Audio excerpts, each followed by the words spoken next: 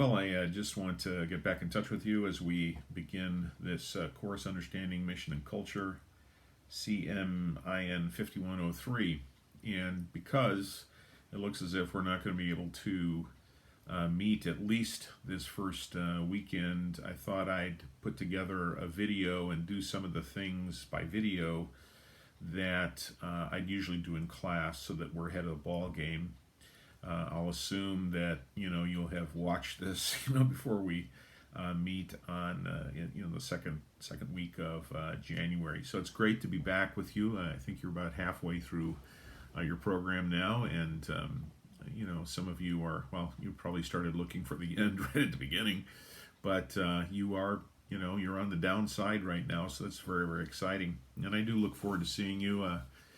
I was sort of your introduction to things, and I'm very excited about being back with you. I thought you had great potential, and I'm looking forward to some great times together. So I want to prep you for the course and give you some sort of background on how I've attempted to formulate a course that's understanding mission and culture. There's going to be, obviously, we're doing this first session by Zoom. But what I'm going to try to do is each of the 10 weeks that you have for this course, I've tried to segment things. You already see in the syllabus the things are segmented based on what reading would be best for you to complete during that week, and then also when assignments are due. But I'm probably going to, by every Tuesday morning, starting January 19th, I'll either have a written piece or a short video for you to watch that'll sort of guide you on your reading that week, what you ought to be looking for that week, how to set yourself up to be ready for the assignments. So in a sense, I'll sort of stage things every week to sort of keep you going, sort of an extrinsic motivator to help you with that. So it'll either be a video that you can find in the resources for the week. I'm just using YouTube, and or it'll be something that's written. So this is a course on mission and culture, and what it really is you're living in a season right now as pastoral leaders where mission and culture are coming together. They're colliding, together, and we're having to figure out new things that we never had to think about before. But we're not the first to face this. In a sense, there is a long-standing tension between the timelessness of the gospel and the time-centeredness of culture, because human beings have always tried with their own capacity to make life into something that they view as worthwhile. And so anytime you look at these two kingdoms, one initiated by God and one built by human hands, you're inevitably going to have tension. And that essentially is the history of the church. The fact is that, we have plenty of case studies down through history of the church handling this tension poorly and handling it well. And so one of the things we're going to look at, actually, is we're going to look at church history. We're going to look at some case studies in church history where I think some things worked out fairly well. And church history is really the history of folks dealing with these tensions. The tensions not only of doctrinal truths, but the tensions that have come from culture that have forced us to reflect upon the eternal dimensions of the gospel. So, you may think, obviously we're facing things that in one sense have not been faced before, but in another sense, in the strictest sense, they have been faced before. And in fact, it has become some of the most fruitful times in which we have clarified our understanding of the gospel and how it ought to influence our lives. So my driving motivation in this entire course is for you to understand that in this 2020 season, this 2021 season now that we're going to be in, there have been huge challenges. It's a moment in history, in my estimation, where we are being called to answer the question. So what does the church look like? So what really is the church? In my estimation, if you want to talk about it theologically, the driving issue right now is what I would call ecclesiological. It's about what is the church as you look at, the issues you've had to face with very little in-person, meetings together and worship together, as you've transitioned to various forms of virtual communication, as you've tried your best to build community and keep community. When we first went through this back in March, April, we sort of, got our sea legs and we got used to things, but this thing is lasting really long. And, as we look at 2021, the idea of some sense of equilibrium is still certainly into the summer and probably early fall. So our natural desire, I think, is to sort of put all our efforts into how can we get back to equilibrium. If I can just get back to some safe, knowable, secure place of doing church, everything will be fine. And, could it be that our assumptions during this time are really assumptions that need to be tweaked, that need to be looked at? It's a hassle any way you look at it. I mean, we've lived through things that I must admit I never ventured or prepared for. But the reality is that it could be an opportunity for us to ask some very serious questions theologically. So all the reading, we're going to do some Zoom interviews that I'll talk about later with special guests, all the assignments, everything is geared towards a serious and very possibly painful look at your own ecclesiology. So how does the church, make itself understood, and how does it, in a sense, live in the midst of a culture that is trying to live life by its own terms? So just looking at the reading that I'm going to ask that is required, I'll probably be adding, just like last time, all kinds of articles. Every week I'll be adding things. And while those are not required, those will be additional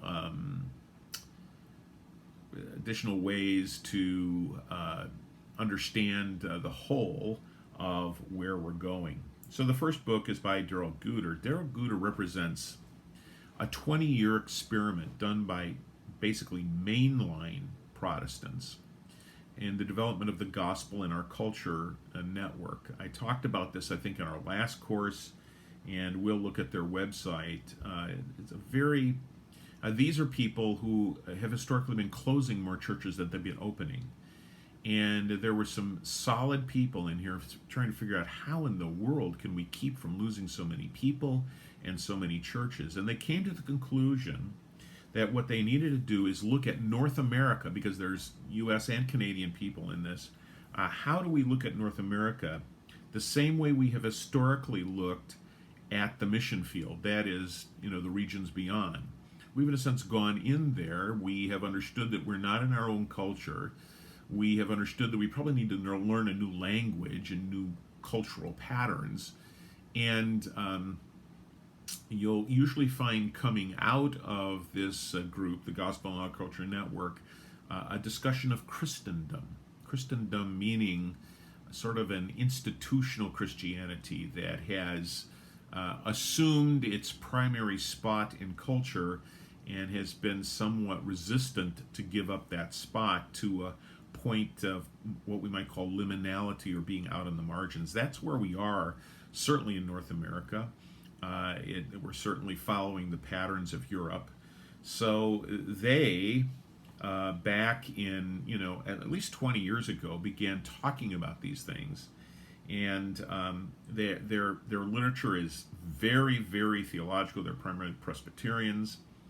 And, it is really hard to sink your teeth into, but they have some very, very poignant perspectives. And this book by Daryl Guter will give you sort of an introduction, and we'll look at some of their other resources. But the continuing conversion of the church, the argument being is that the church is always having to go through a conversion process because it inevitably defaults to the culture. It allows itself too much to adapt to culture. So that's the first reading. The second is our friend Sherwood Leonfelter, the anthropologist, who you read in the previous course. And the reason that I want us to read this, it is a lot of anthropology, but the reason I want to the reason I want to introduce you to it, is because the anthropological lens gives us an understanding of the multi-layered nature of what it is really for gospel to encounter culture and have an impact on culture. We need to get beyond slogans and strategic plans and all kinds of rhetoric about how we're going to change the world. Well, really, how is it that the gospel does change the world when we really understand what it is we're trying to change? And the insight there, I think, that is really good comes from just anthropological resources that we'll look at. And in addition to that, I want to look at an historical understanding of gospel and culture by a mid-20th century theologian. His name is Richard Niebuhr, and he wrote a classic book maybe you've seen called Christ and Culture. And what he does is provide for us a matrix of how historically Christians have looked at Christ and culture. And what I want to sort of introduce you to is there's been a variety of people down through history who have been very diligent and very thoughtful about engaging as a follower of Jesus the culture they live in. And what Niebuhr's provided for us is sort of an hysterical rubric or matrix of the way we can look at those attempts. And it'll be helpful for you to sort of not only place yourself, but to see if his matrix is adequate for where we find ourselves today. Another book is by Snyder, and this is a book I referred to, I think, in the last course, that's been actually redone and revised, called The Radical Wesley. And this is a case study that I want to look at, the case study of John Wesley. This, of course, is a time in which church and culture are clashing. And that clash on the European continent causes massive disruption. It causes revolution. It causes a lot of people to lose their heads. It is a major thwarting of the church by secular culture. And that kind of clash between gospel and culture, between church and culture, does not happen to the degree that it happens on the continent in England or to Great Britain. And I think it's very important for us to look at Wesley because that kind of revolution, that kind of, in a sense, interaction that gospel and culture has is thwarted by the movement, the Methodist movement, which Wesley, is the fountainhead of. And this is not just about transformation of individuals' life because of his preaching at coal mines and, factories and stuff like that. But he really sees the gospel penetrating economics, welfare, dealing with poverty, dealing with the class structure that are part of England. So it's just a wonderful case study that I think results in actually the development of a movement. So how can the kind of thing that we're going through right now in COVID, how can that spawn new church movements? I think that it is, and we'll look at some of those that are emerging all over the United States and around the world.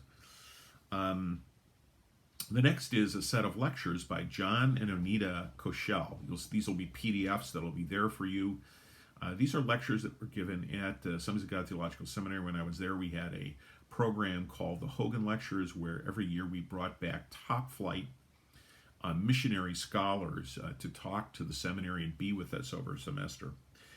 The Koshels are long-term missionaries, almost 40 years of missionary work in Europe, primarily in secularized university settings.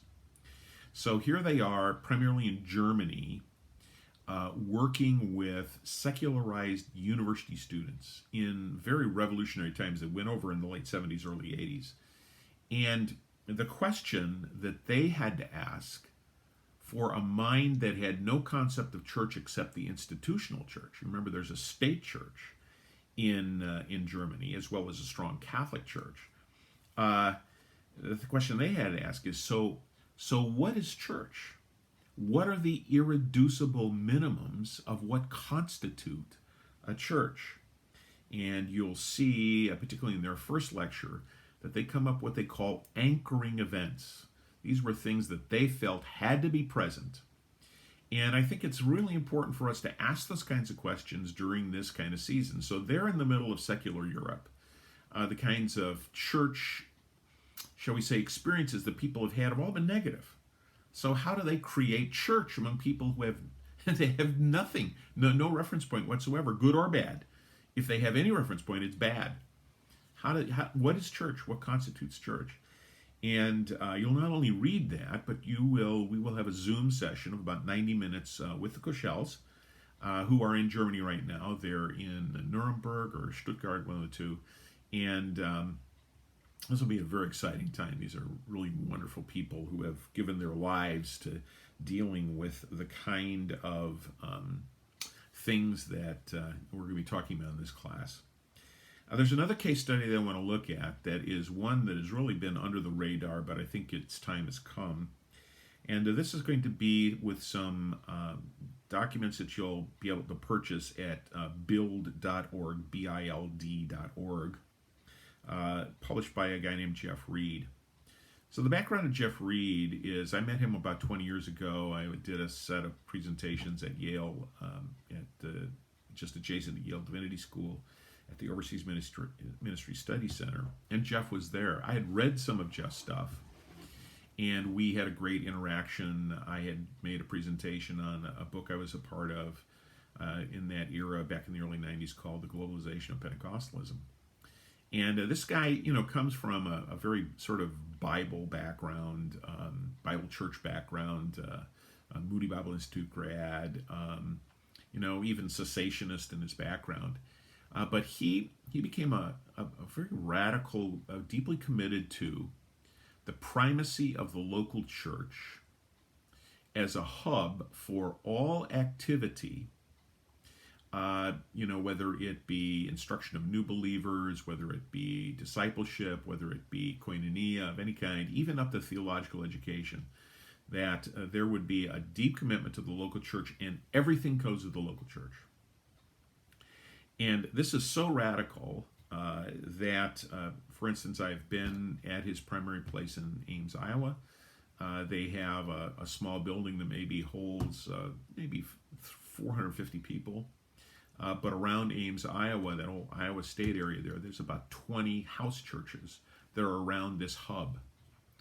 And he's become very, very committed to this kind of ministry with following the pattern of Acts and what he calls Christ and the Apostles. Now, this has flown under the radar screen, but it is now emerging as one of the significant movements that I think time has come. For example, a year ago I was there at a conference where there were leaders from 35 different nations. There were leaders there from mainland China. There are at least 350,000 people that Jeff knows of who are part of the system and teaching materials that he has created. There were a set of bishops there from a Pentecostal group in Uganda that has 35,000 churches in Uganda alone. I was there with leaders from India, where there's at least 500,000 people who are involved in the strategy and the materials that have been developed by build.org. I'm hoping to get Dr. Chadwick Mohan on a Zoom call with us to talk about what he has done in Chennai, India.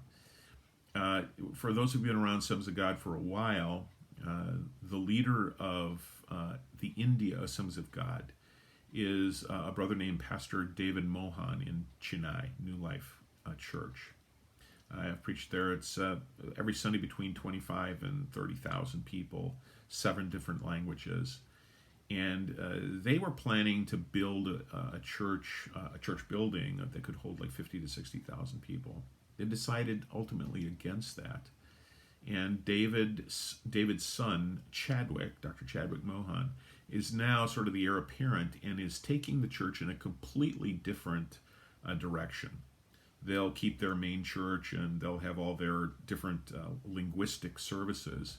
But they're believing that through the system that is primarily house churches with discipling through families and through these local house churches with a hub at the center, they're believing to reach 350,000 in Chennai alone. So I want you to be introduced to what's happening, and you'll be able to see all kinds of materials, other materials you'll be able to get at bild.org, build.org.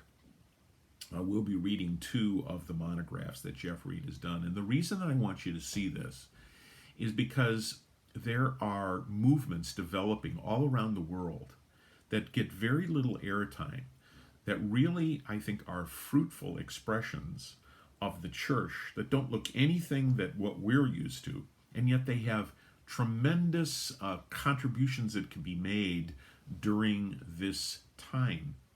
Around the world, everyone has faced all kinds of, you can't meet face to face. And, there's lots of places in the world where electronic means are just not viable. There's still, 780 million people who do not have access to any kind of telephone. So they can't even use WhatsApp or all the kinds of things that, might be available to, connect communities. And in these settings, it's the natural sociological dimensions of family and small group and communities that just might be an answer to the kinds of restrictions from government or through restrictions health-wise. The truth is that, for instance, in India right now, while these churches are very big and historically been big, and there certainly is a very large minority of Christian in India, the fact is they're facing all kinds of opposition from the government that is going to necessitate them finding new ways to create community that is not noticeable. Okay, so all these kinds of questions ecclesiologically are the things that this season have pushed us to. And one of the things that I want us to do in this course is say, so if we come out of this COVID thing and we have a little bit of equilibrium that allows us to, meet more face-to-face and do things quote-unquote normally, what will we have learned? Will we have just sort of held our breath for all this time and we made it through and we're back to normal? Or will we really have used this time to say, man, there are some weak links in our understanding and our ecclesiology that might be really helpful for the future? So that's sort of looking at the books. We've talked about how I'm going to just sort of coach you every week because we're not going to have these face-to-face meetings, it looks like, at least for January, hopefully for February, but I'm planning that might not happen. So every week I'll have either a video or something to sort of guide you through the week. You see the largest picture. We're trying to look at this season as the context in which we ask serious questions about our ecclesiology. So what is the church in the middle of this place we call home? How can we fairly represent Jesus with the fewest number of shadows that we can cast? So in the assignments, and again, I'll give you, when assignments are due, I'll give you much more detail about that. The first one is really about irreducible minimums. So getting, sort of the question of, so what makes church? What are the things that have to be there? Using the work of the Koshels and the PDFs that I'll supply you, the work initially of Daryl Guder. What are, they have their own irreducible minimums. Are those good for you? How do you tweak them to make your own? Do you have others? I think the first question we've got to ask is, so what are the irreducible minimums of what makes church? That's the first thing I'm going to ask you to do. That'll be the first assignment, is an irreducible minimum assignment.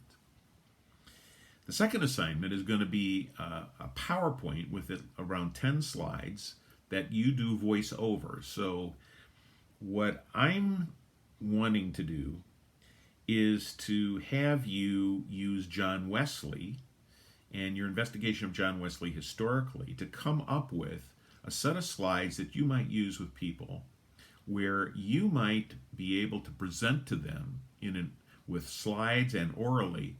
So what can John Wesley and how he handled his challenges teach us that we can learn during this COVID season? My idea is that this just isn't about writing. It's about you being able to orally present to a group of people things you've learned historically that could help us in the season right now. So that's the second assignment. The third assignment is assignment on culture change. So this will probably be an interaction with some of the work of Richard Niebuhr, Christ and Culture, and also some of the things that you will have been introduced to by Sherwood Lingenfelter. We'll also look at another perspective from a guy named, now I can't think of his name, Hunter, that will help us understand, is changing the world really what Jesus came to do? I want to press you on some things. There's a lot of rhetoric that's, gets a lot of airplay today. We're going to change the world. And really, I want to just sort of play a little bit of devil's advocate. But this particular essay will be about interacting with Lingenfelter, with Niebuhr, with some other resources that I'll give you. How does the gospel transform culture? What does it really do? Again, we're talking about this mission culture, gospel culture interaction. And it's good. At some points it'll be painful for you. Sometimes you're going to say, I don't want to do this, but this is what you signed up for. So we're going to plug along. And then the last assignment, research assignment, using everything I've introduced you to. The work by the Gospel and Culture Network and Guter, the work by the Koshels, John Wesley, some of the Niebuhr Lingenfelter work, and also the pieces that we'll look at from build.org. The name of the assignment is Whose Report Will You Believe? There's a lot of rhetoric that is going on today, but I think that what's important for you to do is for you to be able to say to your congregation in no uncertain terms, and you'll build the foundation of how you might make that statement in this assignment. So this is what the culture means. This is what the gospel means in the middle of these transitory times we live in. Here is how the gospel really should and can transform, impact, interact with the culture we find ourselves in. Remember, culture is simply a human devised structure by which life is meaningful, okay? And we create all kinds of systems and organizational structures by which we can bring sense to the world we live in. Human beings try to do that. But that kingdom, in a sense with a small k, has to interact with Christ's kingdom, capital K. And there's where the tension comes. And there's where Christians have struggled for 2,100 years, and that's where we are right now. So that's basically the course.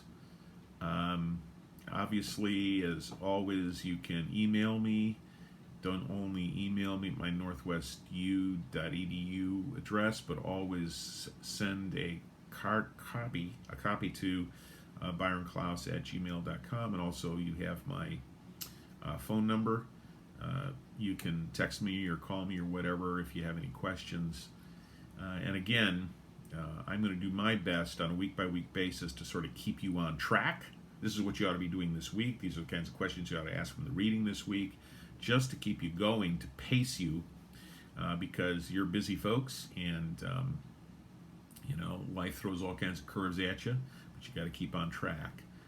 So anyway, I hope that this is a little bit helpful, and I look forward to being back to you, Frank. You can see I'm sporting my Oregon State Beavers, and it was a great season, particularly because they beat the Ducks. So look forward to seeing all the Beaver Nation and the Duck Nation too. So Lord bless you, and see you next year. Bye.